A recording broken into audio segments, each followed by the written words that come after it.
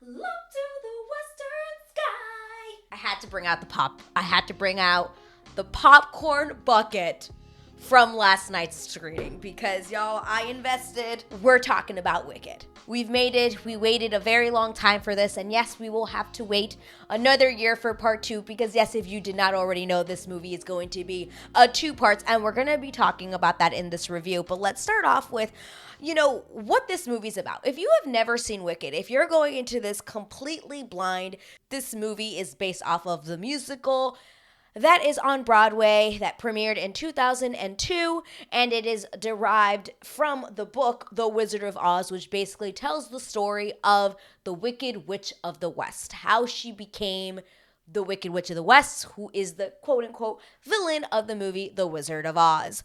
Now, my experience with this musical show, movie, whatever you want to call it, is I've never read the book. And I have seen the Broadway show twice. I am a huge fan of the musical. I saw the musical in about, I think it was like 2011, 2012. I can't really recall. So I was very late to this game because this musical came out in like the early 2000s, right? With Idina Menzel as Elphaba and Kristen Chenoweth as Glinda. Like one of the most popular, most amazing shows on Broadway, and it is still playing to this day. Now, I was late to the game, but when I first saw it, I was taken aback. I think that the first time I saw it, I'm pretty sure, was I won a lottery tickets to see it, and I was in the front row, and I cried. I sobbed during Defying Gravity. I sobbed at the end. It was just an amazing musical. So I was very much attached to it. So going into this, I already had high hopes. I had very high hopes for this film. And, early reviews came out and everybody was like, yes, this movie is everything. Ariana and Cynthia are good. It's going to change your life. They've been talking about how good this film is. Now, I'm about to tell you if that is true. It's true. This movie musical adaptation is fantastic. And I want to start off with, we're going to break it up into directing, acting, costumes, our singing, what are my favorite songs, all those things. Let's start off with directing and the creator of this film, John M. Chu. Let us talk about John M. Chu and what he's created in this film because what he has been able to do is amazing. Remarkable work. I have to literally bow down to this man because what he was able to do is amazing. And I'm very, very happy that he was at the helm of this.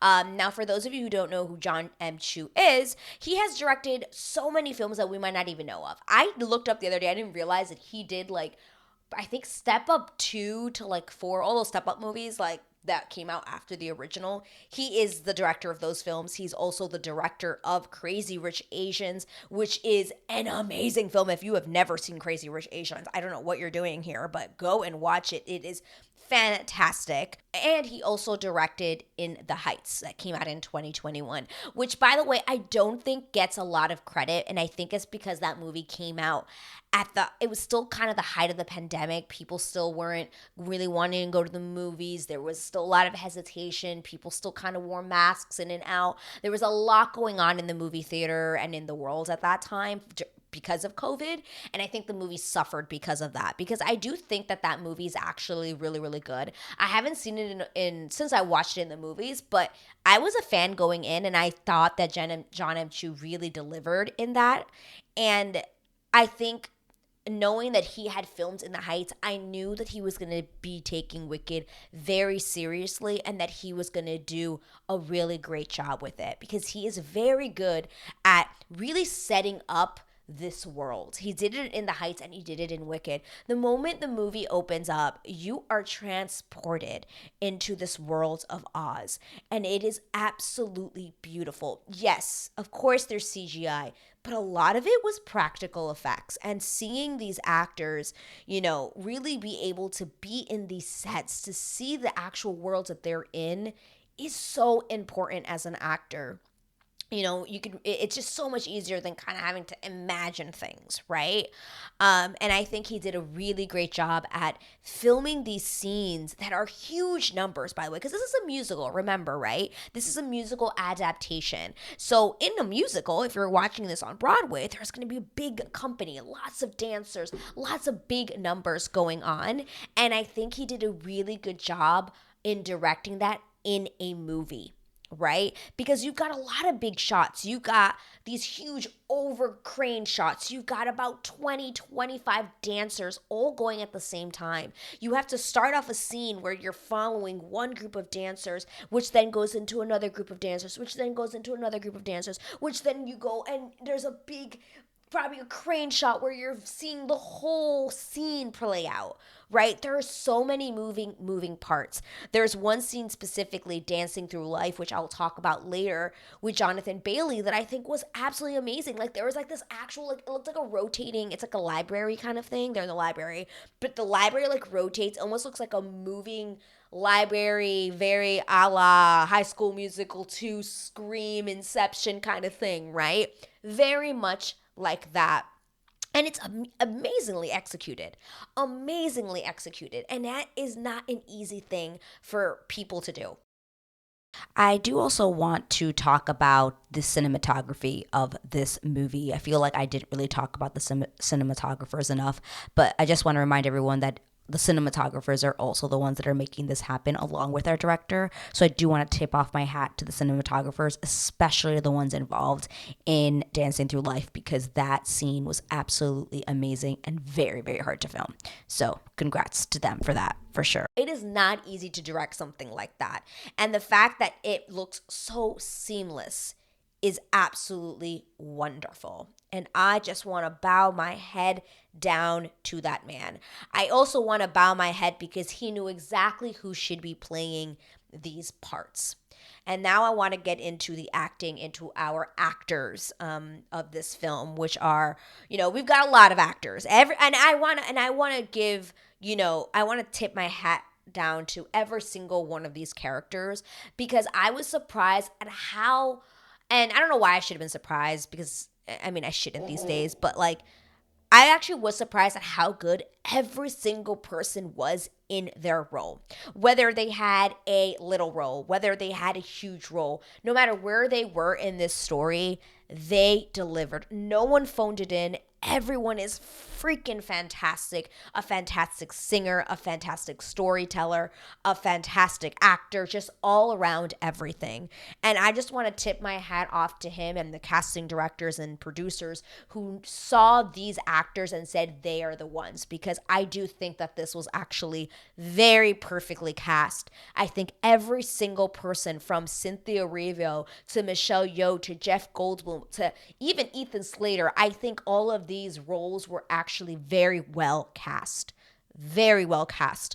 But I want to talk, obviously, first about our top two leads, which are Cynthia Erivo as Elphaba and Ariana Grande as Glinda, or Galinda, as she likes to call herself in the first part of this movie.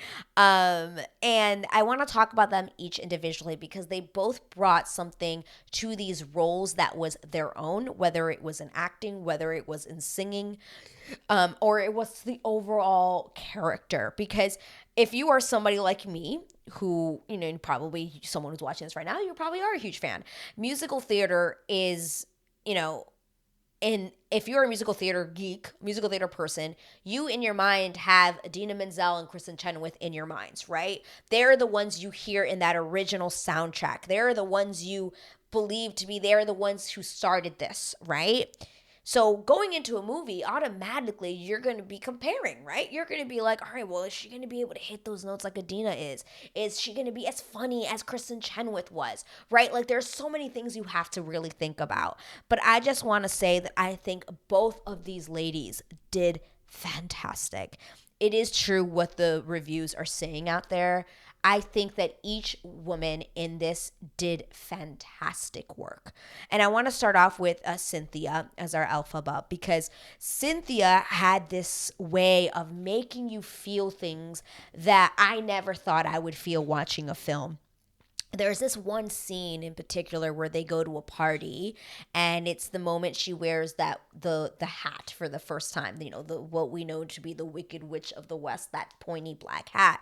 It is that first time we see her wear that hat, and it is a solidification of her becoming, oh, like this is going to be the outfit, right? But it's given to her really technically out of, you know, not spite, but it's given to her as a way to get made fun of. And she's at this Ozfest, and I'll never forget this scene. It actually can bring me to tears right now. She doesn't say anything for, I think it's like 5 minutes, and she's just in the middle of the dance floor, and everyone's ridiculing her and and making fun of her, and she just owns it. And she has this look in her eye that, God, when I think about it right now, it brings me to tears, because she was able to convey so much emotion in just her eyes without saying one thing.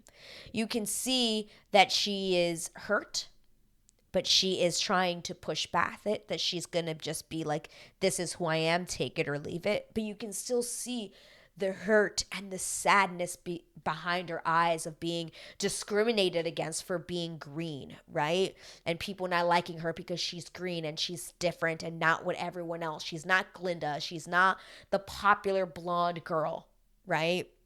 But she has this moment where she kind of dances and she does this thing, which now I understand, because we always saw Ariana Grande and Cynthia Erivo doing this in interviews where they do this hand thing. And I'm like, what is that? And you watch it in the film, and it's such a beautiful goddamn scene to watch. It is one of my favorite. I don't know what it is about that scene, but it brings me to tears watching it. Oh my God, it's bringing me to tears right now, right? So it's just the emotion behind what Cynthia was bringing in every single one of her scenes is just, she's so subdued, she's so grounded, but there's so much emotion, there's so much strength in who she is. She is fantastic. And then when she opens her mouth to sing, y'all, when she opens, like, Cynthia absolutely ate this role up. She ate it up. Oh my God, she was so fantastic and beautiful to see. Her voice is just like, oh my God, when she would add these runs to the song that you just don't hear in the original, that I absolutely am in love with, specifically in the Wizard and I, which I will talk about in a later point of the video. And it's just I would tears were flowing.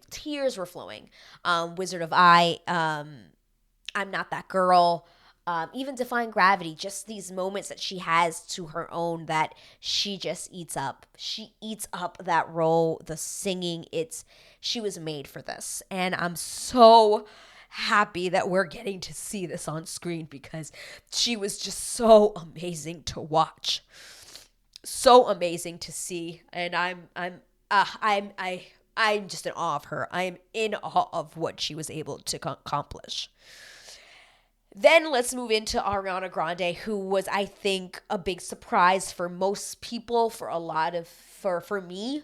I am a fan, I guess, of Ariana Grande. I always saw Ariana Grande was a pop star who I felt like her voice, to me, I've always been that person. Like, I like Ariana Grande, I like her music, but I always felt like she could do so much more. I felt like she has such a powerful voice, and her songs, just to me, I'm like, oh, but she's such a great singer, she could do so much more. And I'm so goddamn happy she got this role. She ate this up so well. Her Glinda is hilarious. She is so funny in this. She really steals some scenes, and I have to say it, she really steals a lot of scenes in this film, because she is so darn funny. But then she is also a character that also has not the only one that has an arc, right? You know, she comes in as being this, popular, mean girl, right? But we still like her in a way, right? We still root for her, even though she is this mean girl, right? She's mean to Elphaba. She's a bitch. But she comes across so likable that you can't help but be like, oh, but I like her anyway. Like, I still want her to succeed, even though she's a bitch, right? But she's so funny. And then she also does have this character arc though, and it's also in that moment that I was talking about before with Cynthia that they both share that brings me to tears. When they share that moment in the Ozfest when she realizes that what she did to Elphaba wasn't nice, and she basically that night like really sees Elphaba for who she is, and just like flips a switch and really comes to understand her, and they form a bond that night that then just continues on throughout the film. And it's absolutely wonderful because Ariana was able to do that. She was able to start this movie off as somebody who was, just mean and wants Fiyero, and is just like whatever, like I'm a mean girl and it is what it is. But then you can tell there's so much about her that is actually really like she wants to be a sorceress. She wants to be good. She actually does. And when she actually gets there and she has these scenes, even the defying gravity moment that they have together is very powerful, and she sells it. Even the dramatics, that moment when she gives into just letting Elfie, go on her path. She's like, you know what? I hope you're happy doing this. This is where you need to be, and I support that, right? And it was beautiful. It was beautiful to watch. And she's also fucking, like I said, hilarious in these scenes. Popular is one of my favorite songs, and one of my favorite songs in this film, and one of my favorite scenes. It is not easy to do Popular. There is so much going on in that scene when you watch it. It's not just her singing a song and just, blue, blue, blue. No. There is choreography. There are things happening in the scene that she has to convey. And I also want to point out about the fact that both of these women, and everybody in this film actually, is singing live.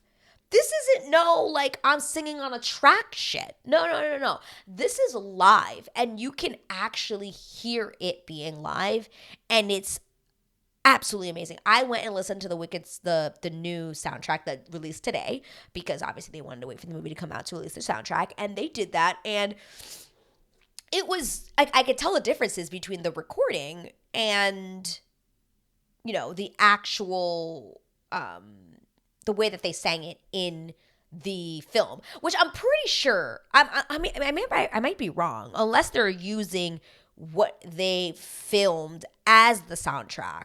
I don't know that actually, but to me it almost sounded different, so I feel like they did it differently, but maybe I'm wrong. I don't know. Obviously it can be different because every time you sing a song it's gonna be a little bit different. It doesn't matter what you do, right? But overall I do think that them singing live was the right choice. I love that you can feel the emotion much better, hear it better. I don't know. It's just it's fantastic, and I'm glad that everyone sang live in this. I absolutely do.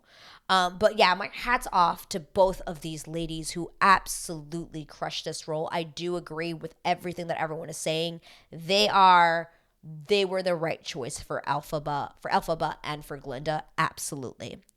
Now, I want to move on into our supporting cast, which I'm going to start off with the man, the legend, Jonathan Bailey, that I don't think actually a lot of people are giving him enough credit in this film, because he is very good. And I'm really, really biased. I hate to say I am biased. I am a Jonathan Bailey stan since Bridgerton. Like, he, to me, is amazing at everything he does. He is a fantastic actor, and I'm still hurting that he was not nominated for Bridgerton season 2, because I think the work he did on that show should have been recognized, and it wasn't. I'm glad he was recognized for Fellow Travelers, but upset he was not recognized for Bridgerton season 2, because I think he really should have. But that's another story. Talking about Wicked, I think him as Fiyero was,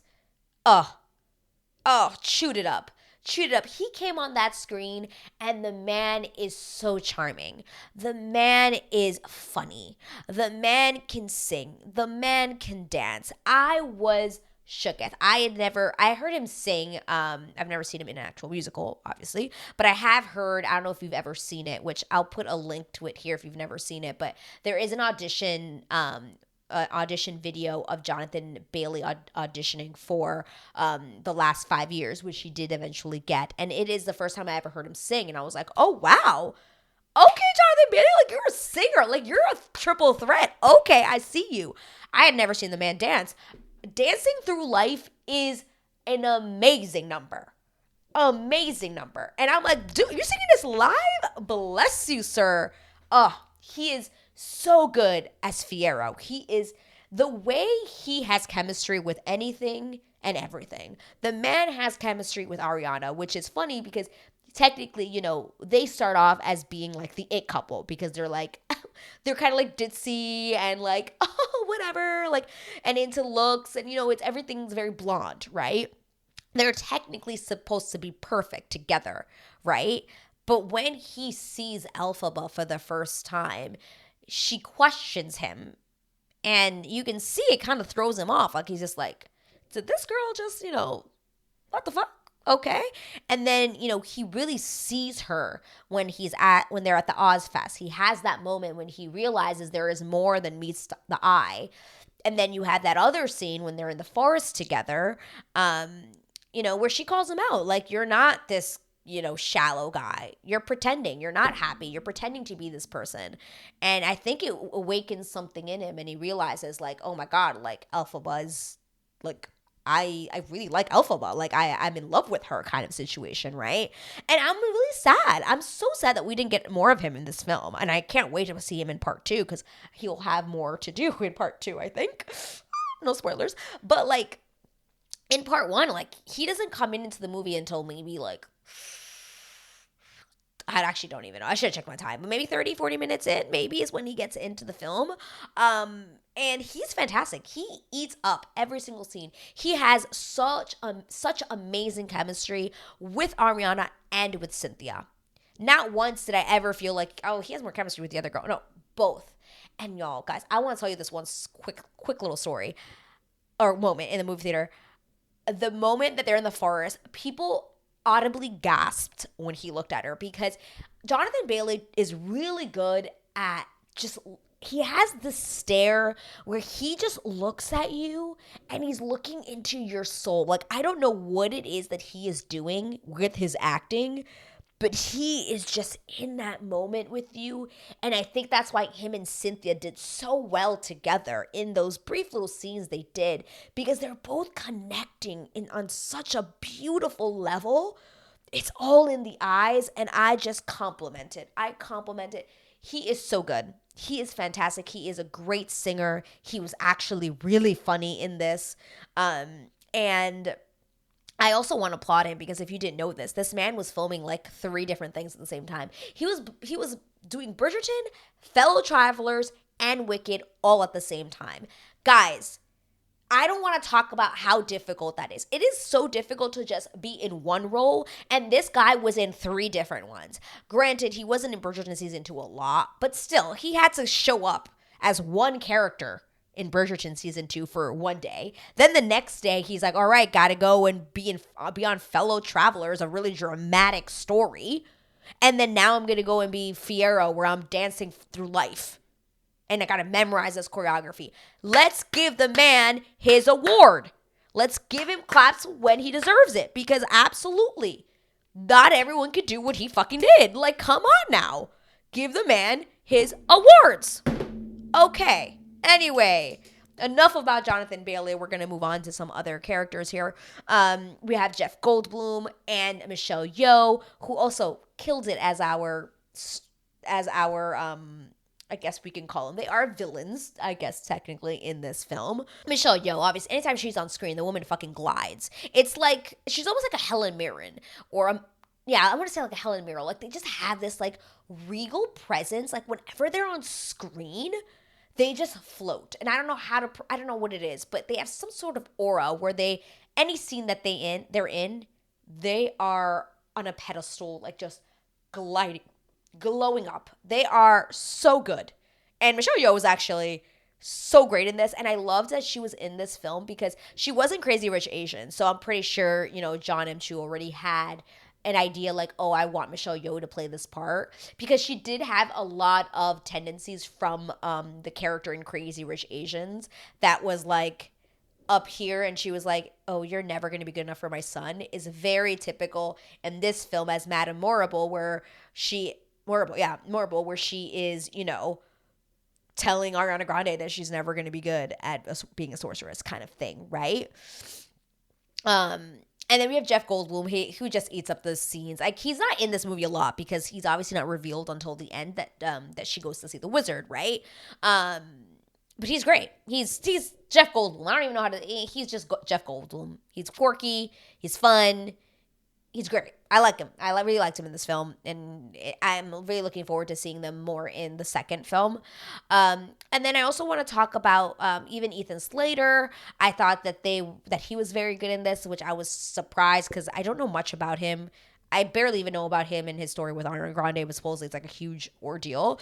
But even he was really good in this. I really enjoyed him as Bach. Really,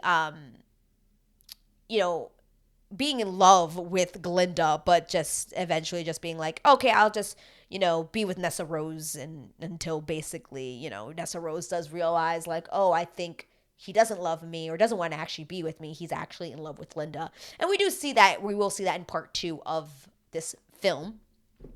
If you know, you know. But yeah, so I just want to give I want to give the flowers. I want to give flowers to this cast. Everyone in this cast absolutely just killed it. I want to give a quick shout out to Bowen Yang as well. Fucking hilarious. Just stole the scenes that he was in. Stole them. Now I want to talk about our costumes. This will be a quick, brief one because I don't really talk about costumes. I don't know much about them. All I can talk about is the fact that they were wonderful, right? The costumes in this, anytime Ariana was on stage, anytime she was on the screen, I was like, oh my God, I want these outfits. I want to wear pink forever. She looked fucking gorgeous. These costumes were, chef's kiss. Glinda's outfits, I just wanted every single one. Every single one. Fiero's costumes, also, oh my God. Jonathan Bailey he looked amazing. Absolutely fabulous in this film. I did find out that the guy who did the costumes for this was the same guy who did Hamilton on Broadway. So yes, fantastic costumes. Winner. I lived. Even Elphaba's costumes, who, she wears a lot of black, but there was also a lot of times where she is wearing these outfits from at school. Lived for the uniforms. Absolutely lived for the uniforms. Also, I'm a huge fan of those glasses that she wears with their like kind of like oval. She looked so fabulous with those glasses. Someone is going to make those glasses and people are going to be wearing them because they were absolutely amazing. I loved them. Everyone from every part of the land of Oz just killed it. These costumes were so intricate, beautiful, absolutely beautiful. Now I want to talk about just in general, I want to talk about the singing of this film, which I kind of touched a little bit upon. We're also talking about the acting. The singing in this movie is amazing, top notch. Like I mentioned before, they were singing live, so they were very, very good. If I could quickly talk about my favorite songs, I think I would say The Wizard and I was my top favorite song of this whole movie. And normally I'm a Defying Gravity girl, but the way that, that Cynthia sang The Wizard and I brought me chills. I was a sobbing mess. She was so good. So damn good. And then of course Defying Gravity, which is the staple, right? Everyone knows Defying Gravity. Absolutely knocked it out of the park with that number when she flies out. Absolutely amazing. The one gripe I had, it was that I wish it was a little bit, I don't want to say shorter, but normally, like, I felt like they were really showing the cases. Like, I feel like she would really, really get up there and sing, and then it would kind of like, then it would just go into something, her flying or whatever. And it kind of took me out of it. I wanted her to just sing the end of Defying Gravity. I just wanted it to go from go, go, go, go. But there was a couple of stop-go moments. And I think I would have liked it if it was just one swift moment. But that's just me being extra picky. It was still fucking fantastic. I'm not negating it. I don't think it was bad at all. I still loved it. It was just my little nitpick. Just a little nitpick that I had. Dancing Through Life, also a fantastic number, like I mentioned before. I'm Not That Girl, also fucking fantastic. And I actually really liked What Is This Feeling? Great great number, the way it was choreographed, the way it moved around. Again, thank you, John M. Chu, for that.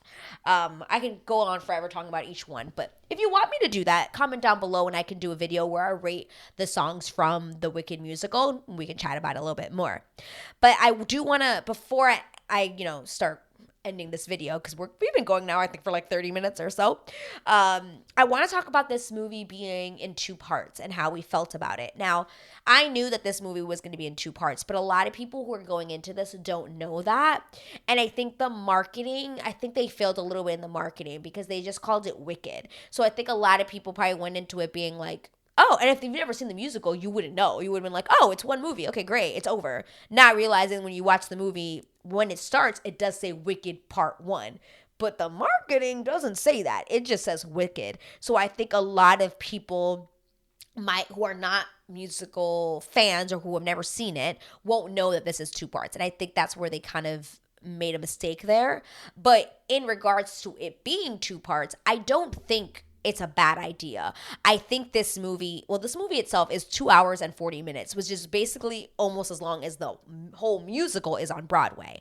So they were able to do 2 hours and 40 minutes of just the first half of this film.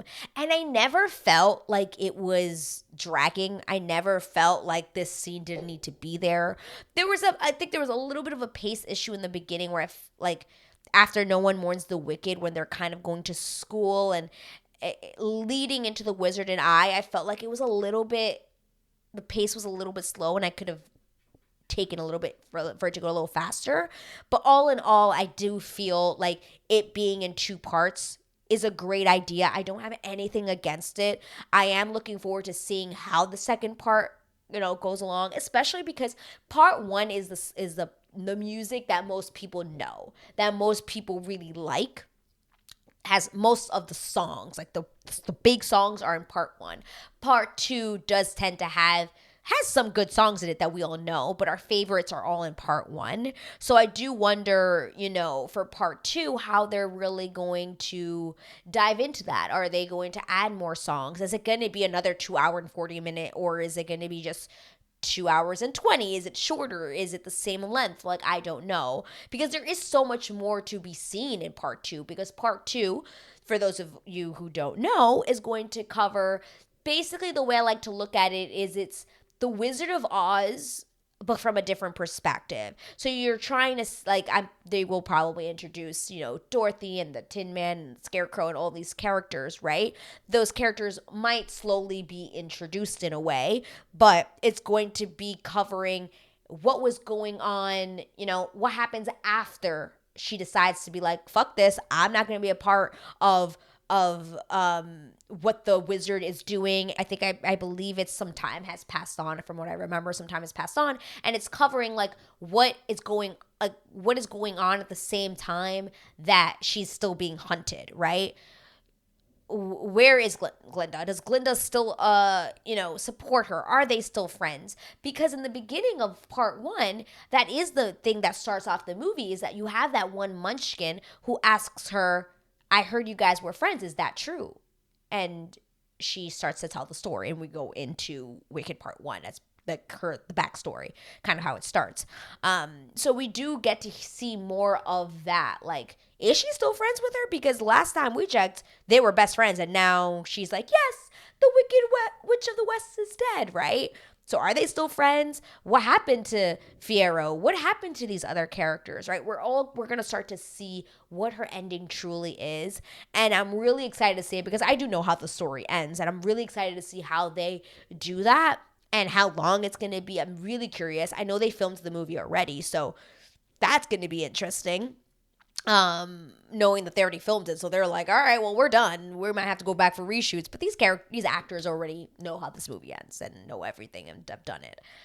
But all in all, I do think that it was right for them to do 2 parts, because I don't think they could have done everything that they did in this movie so well and then also add another part of it in one movie and also shrink it down. There's just no way. I felt like I was watching Act 1, I was watching Act 1 on Broadway. It didn't even feel like 2 hours and 40 minutes. I was watching it it just, it moved so nicely like the musical that I never felt like, okay, we could cut this so that we can get to like the movie faster. Everything had its purpose. Every scene had its purpose. Every scene had its moment. It didn't feel rushed, which I hate in movies where they cut scenes because they're like, oh, we got to get to the next thing. I liked that these scenes were able to breathe. And the reason they were able to breathe was because we have two parts. If this movie was not in two parts, a lot of this would have been skimmed over. It would have been like singing next, when it's just everything flows exactly like if you were watching it on Broadway in the musical itself. So I absolutely agree. I think it was a great idea to split it into two parts. If you have seen Wicked the movie already, comment down below. Let me know what you liked about this film, what you wish there was more of. Do you wish it had more Fiyero in it like I did? Do you wish it wasn't in two parts? Let me know your opinions down below. I'd love to discuss those with you. But if you're not already subscribed, you know what to do. Click that button. Click the like button. It really helps me out, helps out this channel. But thanks so much for being here. I really appreciate your time. And I'll see you guys in my next video. Bye. Yes, I did buy this, guys. I did buy this. It was $17.99 Canadian at the movie theater. I still have the popcorn from last night because I didn't actually eat it. I just actually wanted the bucket, and I'm very happy with this bucket. Isn't it so cute? Tell them how I am defying gravity.